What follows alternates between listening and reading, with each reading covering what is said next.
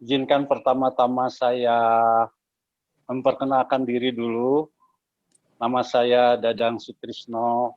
Usia saya sekarang 73 tahun, Pak. Itu sudah masuk ke Manula Media katanya. Manula Media ya, Pak. Mudah-mudahan Bapak Ibu sekalian dianugerahi umur yang panjang juga. Bisa Amin, Pak. seperti Amin. saya, bahkan lebih lagi, lebih panjang dari saya, tapi dalam keadaan sehat, Pak. Ya. Kita jangan sampai usia tua tapi sakit-sakitan, gitu ya. Pada kesempatan ini saya ingin berbagi ya Pak. Tadi Pak Hendra sudah menjelaskan, saya punya masalah dengan penyakit saya.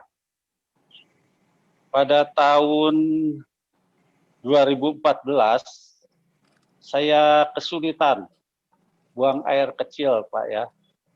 Itu cukup lama, tapi saya kurang hirau waktu itu. Ya, saya masih meyakinilah minum obat-obat tradisional, lalu mengikuti apa kata orang.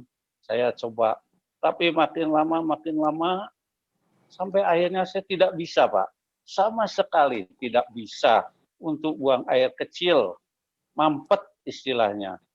Nah, keadaan sudah begitu, baru saya pergi ke rumah sakit. Kemudian pertama kali saya ditangani oleh Dokter Bambang di Rumah Sakit Boromius pada tahun 2014. Saya langsung dikateter, Pak, baru bisa buang air kecil. Dari hasil pemeriksaan ternyata prostat saya mengalami pembengkakan, Pak. Jadi besar ke dalam. Ya. Itu menurut Dokter Bambang, itu yang bermasalah, yang besar ke dalam.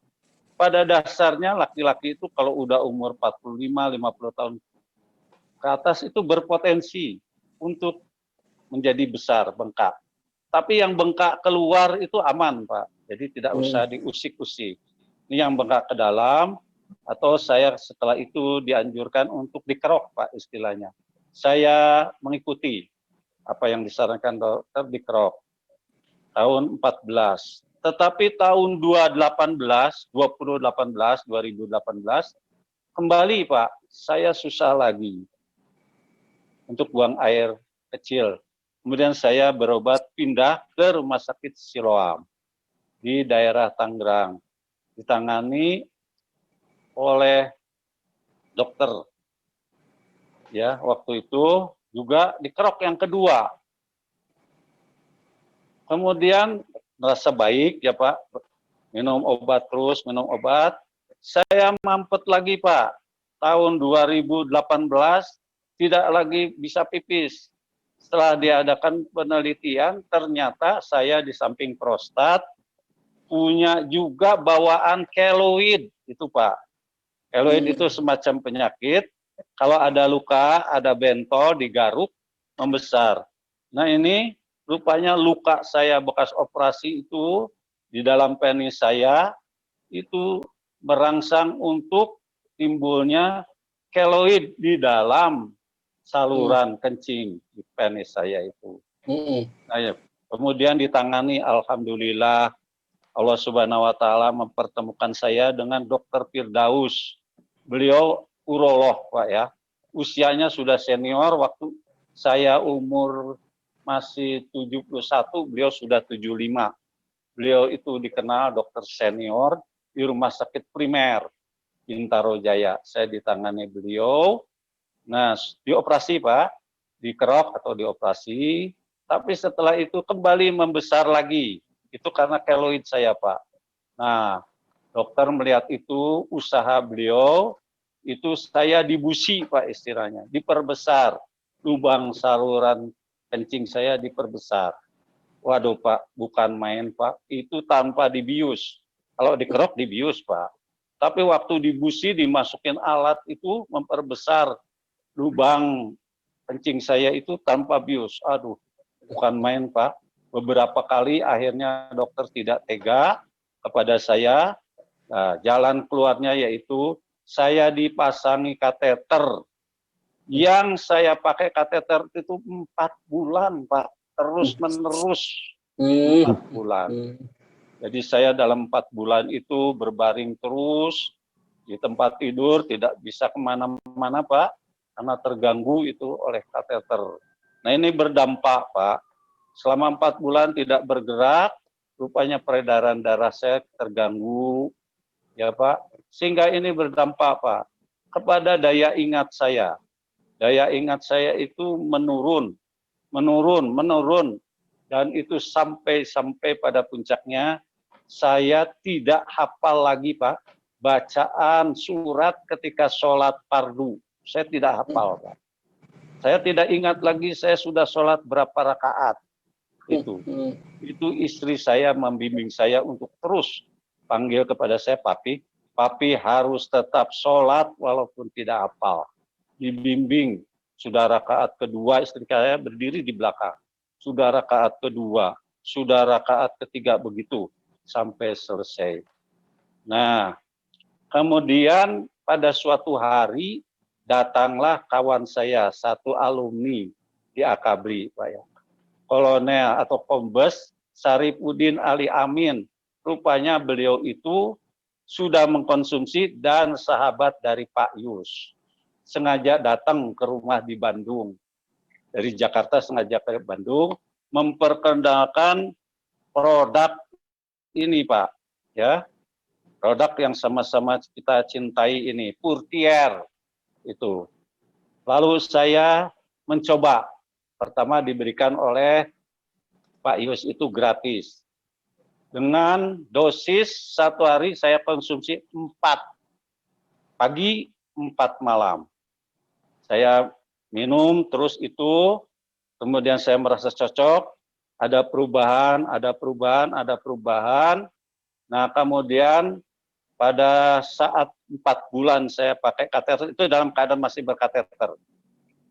4 bulan berkateter, saya dibuka oleh Dr. Firdaus, tidak usah pakai lagi, dan saya disuruh ngecek, Pak, bagaimana perkembangannya.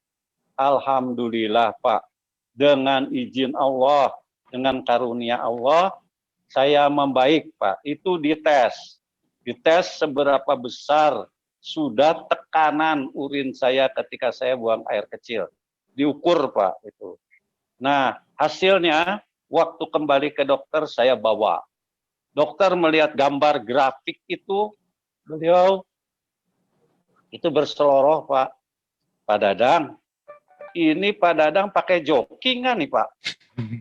Meriksa air seni nih. Loh, kok pakai joki gimana? Pak, ini air seni dengan tendangan begini ini, itu air seninya anak SMA, Pak. Bukan Bapak ini. Waduh, ya alhamdulillah.